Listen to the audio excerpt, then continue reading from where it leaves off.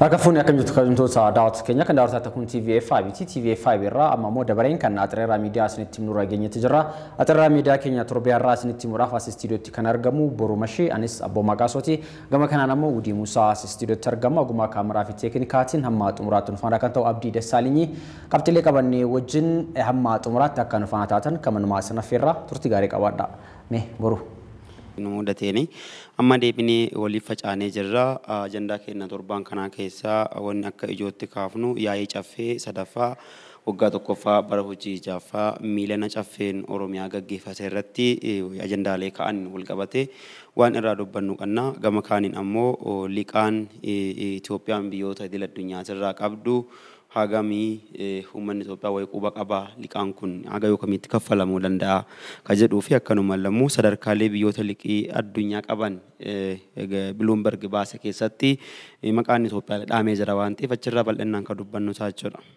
Udi Egaan xeerara keenya kan miidiyaa guyyaa irraatiin ajandaan ijoon tokkoffarrattu qabnu ajandaa yaa'ii idilee caffee Oromiyaa sadaffaa kana yoo ta'u itti aanee ammoo haleellaa Alshabaab Itoophiyaa irratti ammaan tana raawwattee fi yaadannoo waggaa 45ffaa gaazexeessaa Abubakar Muusaa akkasumas ammoo haleellaa Oromoota Walloo irratti banameef yaada mana marii bulchiinsa magaalaa Finfinnee irratti kantiibaa magaalattii kabajamoo Aadde Adaanech Abeebeedha mana mariitiif kaasanii fi ajandaa ijoo miidiyaalee ta'ee ture gabaabinaa wal duraa duuba yoo yeroon nu geesse kan ilaallu ta'a jechuudha. Tole egaa kabajamtoota daawwattoota keenya kanaaf kanneen bira bal'inaan akkasumas biraan geenyu ta'a amma xumuraatti Tan firra Kenya akkuma jalqabaratti kaasne yaa'ii caffee Oromiyaa geggeeffamee jira caffeen Oromiyaadha qaama bulchiinsa mootummaa naannoo Oromiyaa keessatti iddoo guddaa qaama qabudha as keessattan filannoo marsaa jaaffaa geggeessuu wajjin wal qabatee akkasumas ammoo ajandaalee garaagaraa irratti mari'ateeti kan inni jiru baajata bara darbee bara 2014 fi kan bara dhufuu yookiin bara 2015 irratti mari'atees raggaaseeti kan inni jiru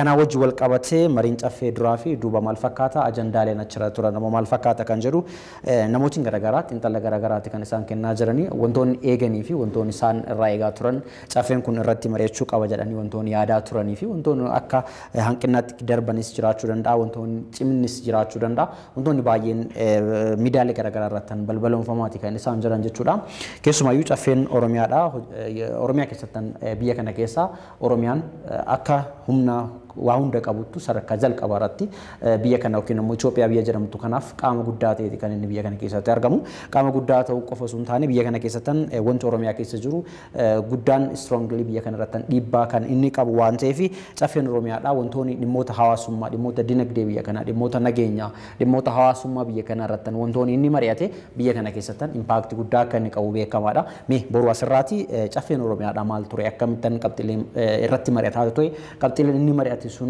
hammam eeggame sanii olitti deemaa jiramoo Oromiyaa ibsee jiramoo caffee Oromiyaadha Oromiyaa fakkaatee jiramoo kaadree fakkaatee jira wantoonni jedhamu jira waan ta'eef achi keessa kan jiru hundi isaaniitu uummata miiliyoona kana bakka bu'aniiti kan isaan iddoo sanitti argamanii dhuguma caffeen Oromiyaadha Oromiyaa fakkaatee jiramoo maal fakkaatee jira akkam ture kan jedhu irratti waan kana irra jireessaan uummata bal'aan kun daawwatee jira jennee abdannaa jarri tun haga uummati nu filatee jira jedhanii aangoo biyyattii qabachuu isaanii mirkaneeffatanii yaa'ii sadaffaadha ka geggeessan jechuudha bara tokko keessatti yaa'ii sadaffaa amma geggeessan kana irrattis ta'ee ka kana dura ture irratti wantooti amaloota kana dura caffee Oromiyaatiin hin baratamin mul'ataa dhufanii jiranii keessaayyuu iyyadanna yennaa ta'e kana dura waggoota gara 30tti siqaniif biyya kana hoogganaa ka ture OPDOdha OPDOn addawaayii waliin walitti ijaarramanii wal ta'anii waliin hoogganaa turanii Oromiyaan akkuma beekamu biyya guddoodha biyyi guddoon tun immoo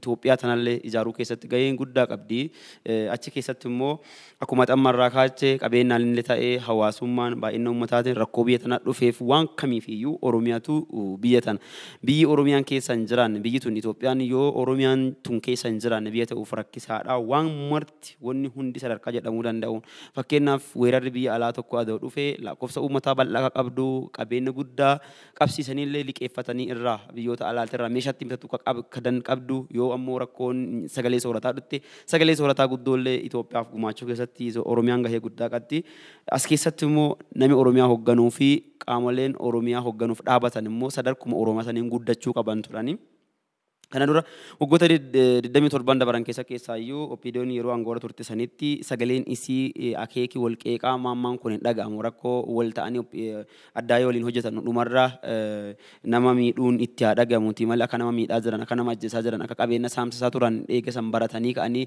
qabsootti makannee jirra haa jedhanuuti malee yennaa sanitti alseerummaan hin mul'atu caffee keessatti naamusni gadheen hin mul'ataan turre naamusni hin barbaachisne mul'ataan turre amma garuu caffee sadanuu irratti naamusni hin barbaachisne mul'ataa dhufee jira keessaayyuu miseensonni yeroo yaada kaasanitti yaada wal jalaa ukkaamsuun wal himatuu fi akkanumallee karaa marsaa hawaasaatiin baawanii bifa miira guutameen wal loluun kun ilmu mul'ataa dhufee jira sadarkuma paarlaamaatu jechuudha kun immoo walitti duuluu fuuldura dhaabbannaan isaanii kun tarii akka jabina sirna diimokiraasiitti illee fudhachuu dandeenya haa ta'uuti garuu achi keessatti wanni amma mul'ataa jiru uummata tasgabba'aa kan uummata rakkoo meeqa keessa jiru kana bakka bu'aa uummanni kun uummata rakkoo fi cinqii hamaa keessa jiru sadarkaa isaa amma rakkoo irratti akkas jiran kun uummata kan addaan qoodu hogganoonni isaanii yoo wal qoodaa dhufan caffee keessa taa'anii wal ukkaamsuun kun yennaa dhufe warri caffee keessa taa'ee wal ukkaamsu kun uummataan isaaniitu yoo gara Oromiyaa gadi bu'an immoo sadarkaa gandaa aanaalee fi godinaaleetti uummata misgiina isaan dhaga'ee bulaa jiru kana hin fixani.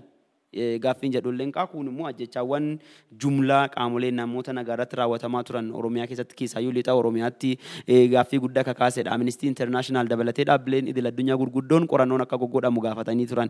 Kanaan wal qabatee dhimmi nagaa ajandaawwan 9tu ka'e caffee Oromiyaa keessatti kamiilanaa kanaani ajandaawwan 9 ka'an keessaa miseensa caffee Itoophiyaa miseensa caffee Oromiyaa akka ta'ee fi akkanumallee mideetaa ministeera nagaa Itoophiyaa akka ta'an obbo Taayyee Danda'an asirratti yaada kaasan qaban caffeen kun sagalee isaanii ukkaamsuu karaa marsaa hawaasa isaaniitiin maxxansanii jiran eega caffeen kun dhumateen duraa fi duuballee waan jiru haga tokko ibsaniiti kasaan jirani kanammaan wal qabatee yaadota achi keessatti ka'an keessaayyuu ajandaalee ka'an keessatti muudama haaraa raawwatamee jira keessaayyuu kan muudamni abbootii seeraa kan raawwatame fa'aa isa akka addatti ilaalamu qabuudha gama kaaniin immoo maallaqi Oromiyaa fi barana qabamee jiru Oromiyaatti hin guddatu garuu immoo qoodamisa isaarratti wal butachuun jira waan ta'eef kunis akka sirratuuf yaada kennanii turani kaan isin yaayyuu akka dansaa dubbatuuf dandeettanii gara ajandaa Taayyee Dandaatti osoo hin dabarin dura haala waliigala caffee Oromiyaa keessa ture ilaallee garasitti yoo tarkaanfatte gaariidha jeetii yaada caffeen Oromiyaadha yaa'ii idilee sadaffaa waggaa tokkoffaa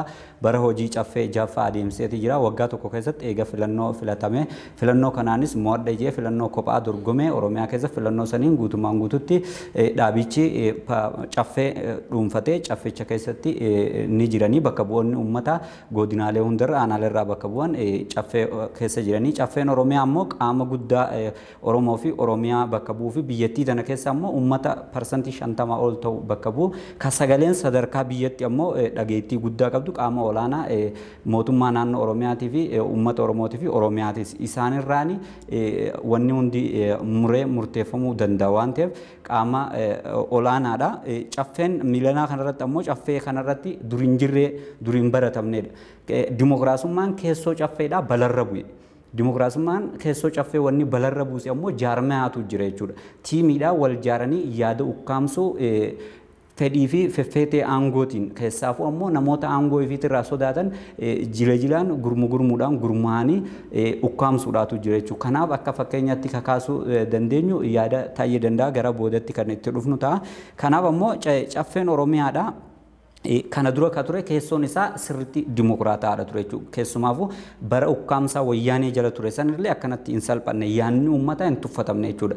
Ajandaawwan caffee irratti ka'an keessa amma ajandaa nageenyaa misoomaa kunkunis ni jiranii. Miseensonni caffeedhaa ammoo akkuma teessuma caffeedhaatti afayaayiidhaan haasawa afayaayitiin sanitti aanee ammoo haasawa afayaayitii durse ture. Haasawa afayaayiitiitti aanee ajandaaleen caffee qabaman erga miseensota kabajamoo miseensota caffeetiif dhiyaatan booda itti aanee wanni dhufe ammoo yaada namoota qaban yaada gaafatanii sanirraa ammoo daqiiqaa 35 boodarra ammoo girrigirrii hamaatochi keessatti uumame jechuudha kan dhimma Taayyeen Danda'aadha ministeer deetaan ministeera haqaatii fi miseensi caffee Oromiyaadha yaada kaasuudhaan wal qabateeti yaanni inni kaayesanis ammoo garee jaaramee dhugaa fi dhiiga ilmaan Oromoo guutummaa kutaa Oromiyaa keessatti ukkaamsaa jiruu fi ukkaamsuu yaada bilisummaa yaadaa ukkaamsuudhaaf irra ejjetee qaqqabuudhaan tiimii baramee jiru kan maqaan isaanii miidiyaalee hawaasaatii fi miidiyaalee garaagaraa irratti bahaa jiru saniin ukkaamamee jechuudha. Kana yeroo jennu duraan caffee keessa bilisummaa yaadaatiitu jira. Caffeen bakka itti ulaa qaqqabatee bakka bu'oonni uummata Oromoodhaa itti sirriidhatti kallattii jiru qaacceessee dhugaa walitti himee itti deemu ture jechuudha. Sagaleen uummata bakka bu'ee san ni dhaga'ama ture. Uummanni Oromoo beelaan miidhamaa jira. Lola kutaalee biyyattii gara lixaatii fi gara kibbaattis kutaalee biyyattii humna hidhatee fi humna mootummaa jidduu deemuun garmalee miidhamaa jira. Rakkoon nageenya isaa, rakkoon bulchiinsaa, hongeedhaan keessaafuu rakkoo hawaasummaa, rakkoo dinagdee, rakkoo siyaasaatiin yeroo rakkina gara maraa keessa jiru. Keessaafuu immoo qaala'insi jireenyaa miilarraa hanga mataatti nama deeme yeroo uummanni Oromoo maal nyaanna maal dhugnaa yaadaa jiru kana keessatti ammoo wanni uumame hedduu nama rifachiise jechuudha. Sagalee uummataa adeemsi ukkaamsuudhaa cafferratti ifaan ifatti ba'ee mul'ateeti jiru jechuudha. Kun diktaatarummaa gooba baase jechuudha. Gabaasa ammoo itti aanuudhaan gabaasa pirezidaantii mootummaa naannoo Oromiyaa kabajamoo obbo Shimallis Abdiisaadhaa gabaasa raawwii raawwachiisummaa korichaa dhiyeessaniiti jiru jechuudha. Caffeedhaa fi gabaasa kanaanis gaa baajataaleen raggee jira. Baajatni mootummaa naannoo Oromiyaati osoo baajatitti hin deemin bara kana piroojeektiiwwan misoomaa kumaatamaan Oromiyaa keessatti eebbisiifamu kanarra dabaree immoo piroojeektii misoomaa eebbifame kana bira achi tarkaanfachuudhaan guutummaa Oromiyaa keessatti dhimma nageenyaa irratti hojjechaa akka jiran dhimmi nageenyaa immoo yaaddoo Oromoo fi Oromiyaa ta'e akka jirutti gabaasirratti kaafameeti jira. Gama hawaasummaatiinis wanni achirratti kaafamanii jira. Kallattiidhaan ammoo kan caffee miilanaa kana caffee duraaniitti irraa adda godhu ukkaamamuu bilisummaa yaada yookaan ammoo yaada namoota ukkaamsuudhaa fi keessaafuu ammoo afayaa irraa bifa hin eeggamneen bifa kana dura hin baratan irra deddeebiidhaan yaada namaa cufuun yookaan ukkaamsuun kan mul'ate jechuudha. Waan kana irraati tuttee turte jalqaba irratti keessumaayyuu yaada walii ukkaamsuun maalirraati madda kan jedhu amma tokko irraa tuttee turte fedhiiwwan barbaadan san argachuudhaaf namoota ni sodaadha jedhanii yaadan yookiin immoo namoota naaf hin ta'u jedhan san akka sagalee isaa uggurum taasisuu akkasumas meebii wantoonni teeknikaalee jiraachuu danda'a. Teeknikaallee wantoonni biraallee jiraachuu danda'a. Kana keessa seennee waan arginiif bal'inaan dubbachuuti ulfaachuuti mala. Kanas teessan garuuti caffeen Oromiyaadha dhugumatti akka Oromiyaan yeroo kana keessa turteef Oromiyaa fakkaatee dhiyaatee jira kan jedhuu fi gaaffii guddaa uumuu danda'a. Keessumaayyuu nageenya Oromoo wajjin wal qabatee Oromiyaa keessatti nageenya akkam ture yeroo darbe kana keessatti Gujii fi Wallagga keessatti nama meeqatu ajjeefame. Dhiyeenya kana irratti haleellaa humnooti finxaaliyyaa Amaaraatiin kutaalee tokko raawwatamaa jiru irratti hammam mul'achi Oromoo Walloo yaadachuu irratti hammam deeme maaltu ture kan jedhu dubbachuudhaaf baay'ee ulfaachuu danda'a jechuudha haalli inni ture jechuudha. Kanuma wajjin wal qabatee keessumaa biyyi kun dinagdeen haalli biyyi kun keessa jirtu dinagdee wajjin wal qabatee ogeeyyiin dinagdee yeroo garaagaraatti ibsa garaagaraatti kan isaan kennan biyya kana keessatti dinagdeen kaapitaali guddaan kan jiru Oromiyaa keessa keessumaayyuu si'aanaa oomishaaleen garaagaraa wantoonni akka qamadii irratti jijjiiramni guddaan akka jirullee miidiyaaleen idil addunyaa hedduun dhimma kanarratti balbalumsaati kan isaan jiran. Kanammoo irra jireessaan kan dhiyeessi Oromiyaa keessatti kun waan galateeffamuu qabudha. Hojiiwwan gurguddaan Oromiyaa keessatti hojjetaman fakkeenyaaf kanneen akka manneen barnootaa bu'uura boruu ijaaruu keessatti Oromiyaa keessatti kutaalee Oromiyaa garaagaraa keessatti waan calanqee guddaa tokko ta'eeti bara kana keessa kan darbe. Asirratti abboomaa dhiifama si harkatti qabuuf adoon hin teene waa'ee bu'uuraalee misoomaatiin wal qabatee bu'uuraaleen misoomaa dhugaa dubbachuudhaaf lafuma silaa nagee jirutti ijaarama. Amma gaaffiin Boota hidhandaafa caffeedhaaf silaan kaanya jedhanii ukkaanfamne jedhan keessatti gara yaada isaatti deema. Amma ukkaanfamuu isaanii dubbannee jira waan ta'eef gara yaada isaaniitti yennaa kabajamoo boota hidhandaa akka isaan jedhan keessa misooma yookiin wanni nyaatanuuf dhugan bisaanii fi dhugaatii caalaa wanni guddaan nagayaaf dursa kennuu turre jedha. Amma fakkeenyaaf yoo fudhanne misoomaaleen hojjetaman kun hin jajamu waan gaariidhaan fudhanna akkuma eenyuyyuu namni misooma jibbu hin jiru. Abbaan barbaade namni misooma jibbu hin jiru. Misoomni yoo jiraate guddinni dhufa jechuudha. Misooma keessayyuu bu'uuraaleen misoomaa Oromiyaan misoomaan uwwifamtee jirti uwwifamaa jirti yaada jedhu isaan guddoon fudhadhu Oromiyaadhaaf wanni malu kana ol ture. Garuu immoo haga danda'ametti namni tokkocha har'a dhufaniitu hoggansa amma jiru hadhuma dhufeetuma hadha uwwisuu hin danda'u. Gaafa duraallee jarri tun jarri moggaa hadhaa 30 dura angoora tura waan ta'eef yennaa sammaa hojjetan. Jarri fakkeenyaaf kafii hagamta akka ijaaraa turtee jirti jarri. Gaafa angoora qaddutti isaan gaafuma sanuu walumaan hatanii achisiisaa turan waan ta'eef gaafa sanuu Oromiyaa ijaaruun hin danda'ama ture. Adda guyyaa keessa lafa bara jedhanii ka'anii Oromiyaa ijaaraa jira jedhanii bu'uuraalee misoomaa eebbisaa deemuun kunillee qulqullina isaarra gadi buuninna wal gaafannee inni waan guddatti mul'atuu danda'a. Akkanumallee ammoo kaayoon inni kaayeffate dhuguma duguugamee hojiirra hojjetamee jira akka jedhu. Dhugaa dubbatiisaaf latti manneen barnootaatti ijaaramaa jiru kun lafa tasgabboottuudha. Ta'eedhuma goone jechuumaaf lafa tokko tokko gaggatuuf fakkaasaa jira waan ta'eef amma fakkeenyaaf godina Shawaa Kaabaatti yaada ta'ee danda'a maxxansaa marsaa hawaasaa isaan irra kaasan keessa manni barnootaa 195 hojii ala ta'ee jira. Kana jechuun barattooti 75,000 ta'an gabatee barnootaa irraa fagaatanii jiran jedha. Oromiyaa keessatti godina tokko qofa keessatti isaayyuu godina Shawaa Kaabaa qofa keessatti barattooti 75,000 barnoota gabatee barnootaatii ala ta'anii mana barumsaa ati hidhattee Wallaggatti ijaaraa, Gujitti ijaaraa, Booranatti ijaartu Oromiyaa wal faana guddisuu hin danda'u jechuudha. Kanaaf jalqaba nagayaaf kennuun yaadni isaan jedhan kun gadi bu'uumee ilaalamuu qabaadha. Inni kan biraa immoo waa'ee ajjechaa seeraan alaati. Waa'ee ajjechaa seeraan alaa yookiin namoota nagaarraa raawwataman, namoota qawwee harkaan qabanirraa raawwataman kana yennaa kaanye jennee yaaduma isaan kaasan keessa caffee keessa yaadi ka'e keessa godina Wallagga Lixaatti bulchaan godinichaa ka caffee Oromiyaatiif dhiyeesse afaan isaaniitiin ka dubbatan jedhee ka obbo Taayee Danda'a lafa kee keessa namoota 1,105 ka'oo sabaan Oromoo ta'an ajjeefamuu kaafamee jira. Achirratti dabalataan hoogganoonni naannoo Oromiyaa hangafoonni mootummaa jechuudha qondaaltonni 28 ajjeefamuu achiin wal qabatee ammoo qabeenyi beesee Itoophiyaa birrii biiliyoona 3tti tilmaamamu barbadaa'uu fi saamamuu kaasanii jiran jechuudha. Kanumaan wal qabatee amma fakkeenyaaf kana yoo fudhannee ilaallee namoota 1,105 godina Wallagga Lixaa qofa keessatti ajjeefamu jechuun Oromiyaa keessatti Gujii yoo fudhanne, Boorana yoo fudhanne, godinaalee kaan yoo fudhanne haaguma jarritu aangoo qabattee wuunoo reefii tana aangoo siin qabattee waggaa 4 tana keessatti nama meeqatti namni nagaa du'isa jira. Isaayyuu Oromoo jedhanii dhiyeessan. Sabi dhibiin achi dhumataa jira jedhuu fi kan mormii mootummaa kanarra dhageessaa jiru jira. Ajjechaan uummata Oromoo irratti uummata Amaaraarraa raawwatame uummata Oromootiin sirreeffamuu hin danda'u. Kan uummata Oromoo adda baacheetti sirreeffamuu hin danda'u. Yaadi miseensi caffeetii fi deetaa ministeera kaasanillee kanumaan wal fakkaata. Asuma irratti wanni itti daballee kaasuu qabnu inni biraa caffee kanaan wal qabate caffeen waan godhaa jiru kanarratti of saaxilaatuma deemaa jira. Hagum inni of saaxilaa deemeen uummanni isaan biraa amantaa dhabaa deema. Filannoo itti aanu irratti uummanni caffee kanarraa maan barata gaaffiin jedhu asumaan hojii manaa uummataaf kennanii darbuun illee salphaadha jechuudha.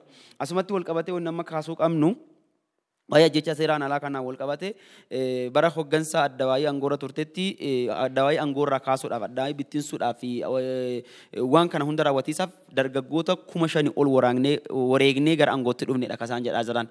Isaan haga isaa waggaa Afrikaa kana keessatti raawwatan reefii tana raawwatan yoo walitti qabamee nama 15,000 nama 30,000 40 hanqatu jechuudha wagguma takkatti kana keessatti. Kanaaf ajjechaawwan seeraan alaa raawwatamaa jiran kanaaf qaamni itti gaafatama fudhatu eenyudha? Caffeen maafi irra marfata? Ajjechaawwan abbootii gadaarraa raawwataman jiru. Ajjechaawwan kutaalee biyya kana hunda keessatti raawwataman jiru. Ajjechaawwan jumlaa jechuudha. Amma fakkeenyaaf ajjecha godina Wallaggaatti raawwatamaa jiruu fi kasaba biraarraa raawwatamaa jiru jedhameef guutumaan guutuutti gadi ba'anii uummati Wallaggaa haa baddu dacheen Wallaggaa haa abaarramtu jedhanii uummata Oromoo keessaa Wallaggaa addatti baasanii haleellaa uummata kanarratti yeroo raawwatan dhagaa jirra jechuudha. Bor Gujii keessatti wanni kun raawwatanti Gujii abaaruurraa duubatti hin deebi'an jechuudha. Haleellaa rabbanuuf duubatti hin deebi'an. Akkanuma Boorana keessatti, Arsii keessatti, Baaleen keessatti, kutaalee Oromiyaa mara keessa waa'ee Walloo fudhachuu dandeenya. Uummata keenya Walloo haleellaa gareen qindaa'an hidhatee jiru. Keessayyuu inni faannoo jedhamu irra raawwataa jiruun guyyaa guyyaatti nama ajjeefamaa oolaa jira jechuudha. Haga tokko torbee kana tasgabbaa'ee jira jedhanii miidiyaaleen haa gabaasan mal kanaan wal qabate ajjechaawwan namoota nayyaa irratti siviilii ta'an irratti raawwatamaa jiran kanaan wal qabate caffeen kun maafi ifaafatti kaasuu maaf dhabe? Dhuguma yoo ajjechaa kana isaan hin raawwatin qaami isaanii raawwatee hin jirre taate yoo dhuguma akkuma isaan jedhan qaami isaa himatu kun raawwatee jiru taate uummanni Amaaraa akka godina Wallaggaatti dhumate jedhamee miidiyaaleen addunyaatti baanii gabaasaa turan sun lubbuu namaatii miti kan du'ee jiru. Akkamitti sa'aatii gaddaa kennuu dhabe caffeen sun walgahii taa'uudhaaf jedhe akkamitti yaadachuu dadhabe nama bari ka du'aa jiru dhala namaati bari ka du'aa jiru hoggansa isaanii. Asirratti gabaabsuudhaaf akka ta'utti keessumaafuu miseensota caffeetii yaada kaasuu didee osoo hin taane ammoo dimokiraasummaan keessoo caffeedhaa waan balarra bu'eef lubbuu ifiitii sodaatanii miseensonni caffeedhaa garee maafiyaatii geggeessaa jira sodaatanii achirratti yaada kaasuu dhaban. Kanaaf ammoo ragaa guddaa fi fakkeenya Taayyeen osoo harka baasuu harki isaa didamnaani maal jee yaanni ni jira jee yaanni ni jira jennaaniin maayikiin qat sagaleen jaa'um dhaga'ame maayikiin sagalee jifame yaanni keessa maali yeroo xiqqoo booda turtii caffee waliin cal jette yeroo caffeen cal jettu san maayikii sagaleen cufame yookaan sagalee dogongoraan maayikicha akka hin dhageessamne godhame malee Taayyeen dubbachaa jiraachuu agarsiisa. San booda irra immoo xiqqisha ture dubbachuu hin dandeessu ajanda irratti malee dubbachuun seera araa seeraa miti jaame miseensi caffeedha kabajamaan uummata bakka bu'ee bakka san taa'u dubbachuu hin danda'amu jaame cafferraa san booda immoo turtii yeroo xiqqishoo booda hasaasii wayii dhaga'ame sagaleen maayikii keessaanii dhaga'ama yeroo sii kan namni ittiin fayyadamne jiiti cufii kan maangoo labsiis jennaan yeroo sii kan nama fayyada carraa sii kan nama fayyadamuu hin dandeenye karaa ajandaa biratti dabrame jaame achirraan gara ajandaa biratti darbame jechuudha wanni kun.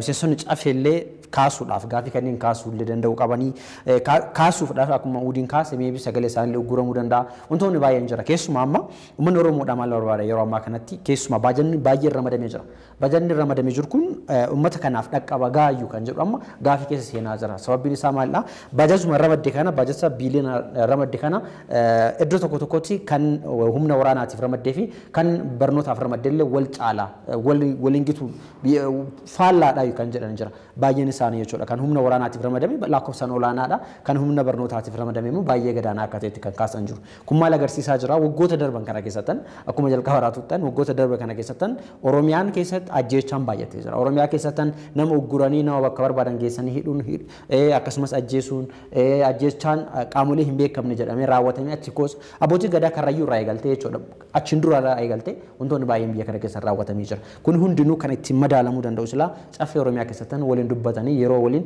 mari'atantu ture jechuudha hundumaafuu caffeen Oromiyaadhaa akkuma hawaasni hundi daawwatetti bifa garaagaraa qabaatee darbeeti kan inni jiru amma kan itti aanu baajata ramadame sanii fi maallaqa ramadame san yookiin immoo baajata ramadamee fi karoora qabame san hojiitti raawwachuudhaaf hojiitti fufsiisuudhaaf akkasumas egeree biyya kana eegsisuudhaaf hundi namaatu gahee isaa yoo baate qofa malee yoo akkasiin ammas ilaafu baajata amma ramadame kun balaa guddaa qaba wanni amma dubbii qabachuu dandeenye baajati ramadame kun seenaa biyya kanaa keessatti baajanni kana Oromiyaaf ramadamee hin beeku biyya kanaafis ramadamee hin beeku baajanni kana waa'ee kan humna Oromiyaattiin ijaaruu waa'ee kan humna nageenyaatiif ramadame yoo kaasuu dandeenye inni waan guddaa balaa qabu illee qabu isaanumaaf yoo balaa qabaateedha dhumarra jechuudha akkamitti balaa qabaatu danda'a ka jedhu immoo isaanuu beeku isaanumti warri kana dura ajjechaa fi saamicha garaagaraa Oromiyaa keessatti yeroo raawwatamu walii golanii ka'anii walirratti hirkatanii wayyaanee waliin biyya kana saamsaa turan sun deebi'anii har'a qabsaa'ota Oromiyaa ta'anii qabsaa'aa Oromoo fi Oromiyaa ta'anii argamanii jira waan ta'eef gareen adda isaan ijaaraa jiran warri isaan hidhachiisaa jiran warri isaan mindeessaa jiran kunillee boru deebi'ee uummata kanaa fi kallattiidhaan dhaabbatuudhaaf wanni isa daangessu hin jiru waan ta'eef balaa hagama irra qabu isaantuu beekaa jechuudha kun immoo hunduma Oromiyaatu jaaramuu jira jedhamee fudhachuunis ni danda'ama jechuudha. Yaa qabxii keenya sattaan kan nuti dabalu ta'e jechuudha. Sa'aatii keenya wajjin deemuudhaaf keessumaa dhimmi itti mari'annu dhimma liqii Itoophiyaa wajjin wal qabate akkasumas liqii Afrikaa jechuun dandeenya. Akkuma addunyaattu liqiin biyyoota hiyyeeyyii irra jiranii fi biyyoota developed country yookiin immoo third world country biyyoota jedhaman irra jiru maal fakkaata kan jedhu irraati kan eegallu doolaarri biiliyoona tokko kan ga'e Itoophiyaa irratti liqiin bara 1981 akka ta'e BBC'n faatti katabaniiti kan isaan jiran jechuudha. Keessumaa amma yeroo kana keessatti yeroo Covid dhufe asitti biyyoonni Afrikaa baay'een isaanii liqii guddaa keessatti akka kufanii jiran gabaasaaleen garaagaraatti kan isaan mul'isan. Chaayinaaf biyyoota Afrikaa keessatti Chaayinaan biyya liqii baay'ee biyyoota Afrikaa kennitu akkasumas dhiibbaa guddaa biyyoota Afrikaa keessatti geessaa akka jirtullee kan himamu biyyoonni akka Angoolaa fa'aati yoo fudhanne GDP isaanii yookiin immoo guddina galii giddu galeessaa isaan qaban keessatti irra jireessi isaa kan dhufe madda liqii biyyoota adda addaatii fi biyyoota western irraa ta'e akka ta'etti kan inni himamu gama biraatiin Kaameroon soo fudhattee Zaambiyaa soo fudhattee biyyoota Afrikaa irra jireessaan liqii biyyoota akka Chaayinaatii fi Faransaay akkasumas biyyoota Awurooppaa garaagaraa jalatti akka kufee kan inni mul'isu kan Itoophiyaa kana irraatti dubbannee maaltu ta'aati jira yeroo tokko komeedii tokko laaleen ture kan shawuu tokko irratti dhiyaate maal jedhaa Chaayinaan maal hojjetaa jirti Afrikaa keessaa kan jedhudha. Afrikaa keessa Chaayinaan maal hojjetaa jirti kaayyonis Afrikaa keessatti hojjetaa jirtu maalidha jedha taphachisan keessatti jechuudha.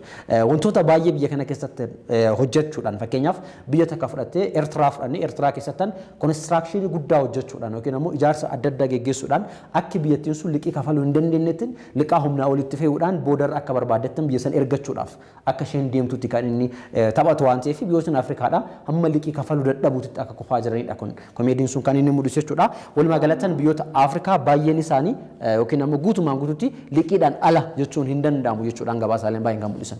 Amma gabaasni dhiyeenya biyya tokko immoo biyya sadarkaa addunyaatti Bloomberg baasee biyyoota 25 kan liqiin jaanjoysite yookaan liqiin garmalee irratti baay'attee jechuudhaan baasee keessaa Itoophiyaan takka biyyoonni kun ammoo sadarkaadhaan yeroo ilaallu El Salvador, Gaanaa, Tuniiziyaa, Paakistaan, deebii ammoo Ijipti, Keeniyaa, Arjentiinaa fi Yuukireen fa'aa yoo ta'u Itoophiyaan ammoo sadarkaa 22 irratti kan argamtudha. Baay'inni qarshii Itoophiyaa irra akka waliigala jirutti kara qarshii doolaara biliyoona 50tti akkasii siqu yoo ta'u garuu ammoo erga Dr. Abiy Ahmed gara aangootti dhufee asitti ammoo liqiin dachaan Itoophiyaa irratti akka dabaltee turtu yeroo adda waa'een aangoo irra turte sanitti liqiin Itoophiyaa irra ture qarshii biliyoona 2.2 qofatti gad deebi'ee akka jiru erga Abiy gama aangootti dhufe ammoo liqiin dachaan akka dabaltee jiru liqii kan liqeeffatu biyya teenya Itoophiyaa qofa osoo hin taane harkuma sadarkaa addunyaatti biyyoonni addunyaa kun biyyoota liqa kennanii fi biyyoota liqii fudhatan jaameetuma bakkuma lama qoodamuu ni danda'ama gisee karaa dinagdeedhaa kana deebi'anii waan liqii kana lallaalan amma biyyoonni liqeessan kun ammoo keessaafuu Ameerikaa, Chaayinaa, UK fi Faransaay biyyoota dureeyyii addunyaa teenya ta liqii kennanii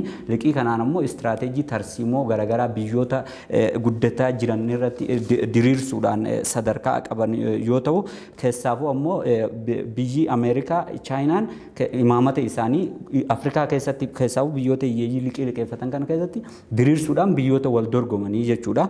Kanaafuu yeroo amma jiru kana keessatti maallaqni liqaa Itoophiyaa irra jiru walii gara biliyoona 56.6tti qixxaatee akka jirudha. Kana ilaalchisuudhaanis walga'iin sadarkaa idil addunyaatti adeemsifamaa jiru tokko biyyoonni liqeessitoota ta'an kun ammoo akka biyyoota liqeeffatan kanaaf laalmaa godhanii irraa gabbuusan walga'iin jettu takka galanni isaaniif haa ga'u adeemsifameeti jira jechuudha. Walga'ii kanarrattis ammoo dhaabbileen akka faandii maallaqa idil addunyaatii fi baankiin addunyaadhaa Chaayinaan biyyoota liqii kenniteef kan akka Itoophiyaa farraa fi Chaadirraa Zaambiyaarraa akka gabbuustu gaafataniiti jiru jechuudha. Kun ammoo liqiin kun yoo akkasii kan gabbuu taate waan gaariidha jechuudha. Liqiin kun waggoota if dura dhaloonni if dura dhufu waan deebisuuf jechuudha.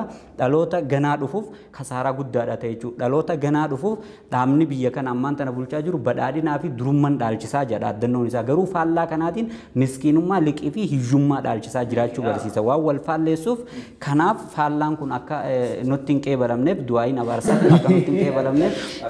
Amma udii yaada bareedaa kaasee jira.